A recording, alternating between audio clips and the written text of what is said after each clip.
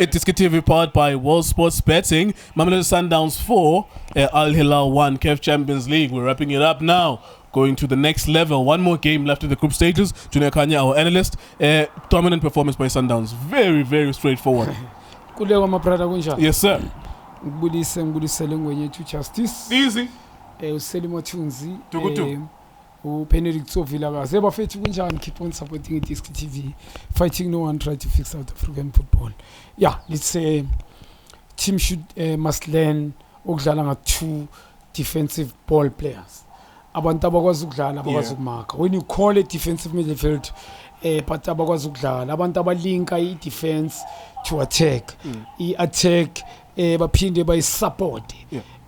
I'm talking about Andile Charlie, Lomfana lo Mokoena, Urivaldo. I think now is taken out. Umchituti energy balega ngakanani polweni. Sense of agents. Kulego is Sundowns. I need to compliment Umchitalo Mandela Onyango. Kula makembe wadlala but I'm a mistake so Onyango mina expected away. All I'm saying is he's never properly been tested. Yes, udlalile abanye abantu bazobuza ukuthi ujuni ukhuluma ngani because boalakli and stuff. We thathile that ukuthi bamshangele bofu for a team and it really helps the team. But the positioning yakhe wrong. As I said, a foul, he was late. Positioning was wrong. So going there, started a move Mamelodi Sundowns. The goalkeeper Pieterse was putting himself under pressure. Every back pass must have an extra touch. Was under pressure. Goalkeeper, now man you yenzile balchatile penalty. Man, you tell your trapalers, I've been saying first half. You cannot have extra touch was without this courtesy, a confident equal. Just kick it first time. If there's no one, yes, they're playing at the back, but when you are given a platform, Ushera against Onyango, you understand. Ushera against Kennedy Mokoena. There's Gomes as well. It's very difficult to play. So, namhlanje mawuplawa ama chances ngokuthi phela le bhola lelo qala shayivala strikers khula. He was fortunate. At the back I love coordination. Khona lento abayibiza nge-coordination. I like Lomchitalo Uteruk what he's doing. He's coordinating the backline Mamelodi Sundowns. Just explain to us what he's doing. Wiper. Each and every, if there's a blunder, is here.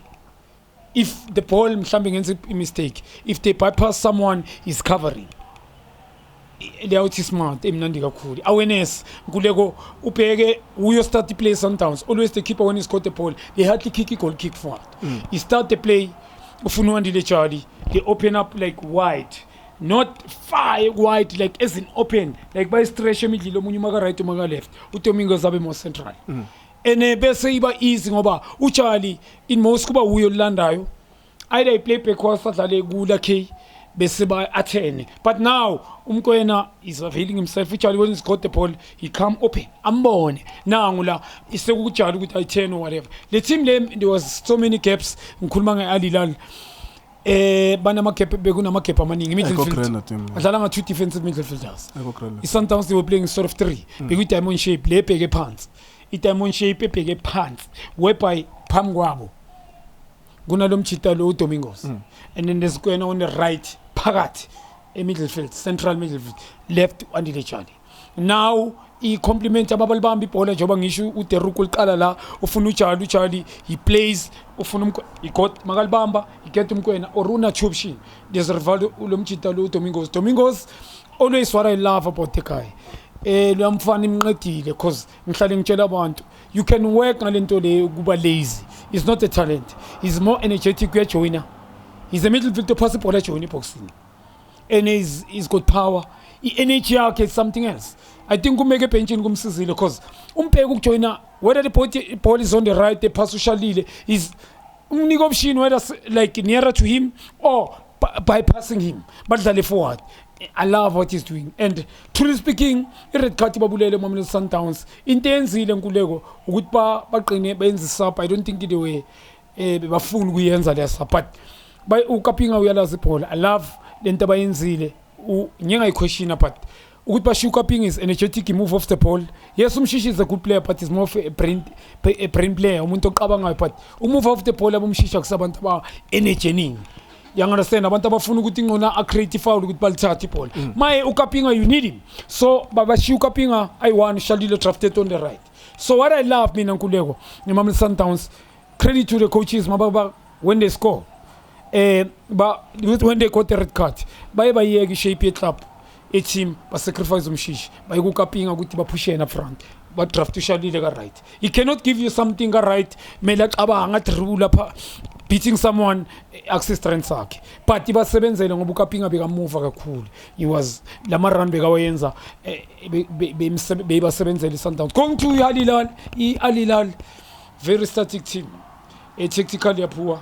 Kuna makhepa amaningi at the back. Kuna ma 4v3 at the back. Mamelodi Sundowns kule game namhlanje.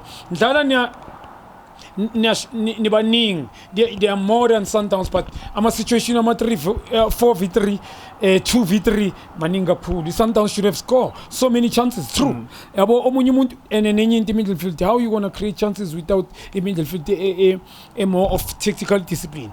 But Omunyule there's a whole under the Charlie, him, Mokoena, they were playing just, they were having fun. I think Gula came by winning con. Now Lomchita Ashmin Tomigos. Gula by winning con. Sideways, you hardly see Namtauda Kaya, I cross the pole. Kozula K Intebega Yenza, Bega Stretch, Agubene wheat Mara, Beba Triplangai. They didn't play Guma wheat that much. Angas with young tall. And a credit to coaches with Bampush Morena, second half. Ianzel to Gucci. Yeah. Adidal. Look, pusha kwabo kuthola igoli nalo litholile la school and he scored igoli and the last one as well, third and fourth. Credit to coaches by bona ukuthi lapha kushuthi speed. Good coach, best coaches, they not playing for it wrong kulewo. I'm professionalism about. One of the things that we were talking about yesterday was whether or not Sundowns was going to change a lot of their players. I think the only change that was remarkable was a goalkeeper. Everyone else is the normal player that usually plays. I think this thing yabo 3-5.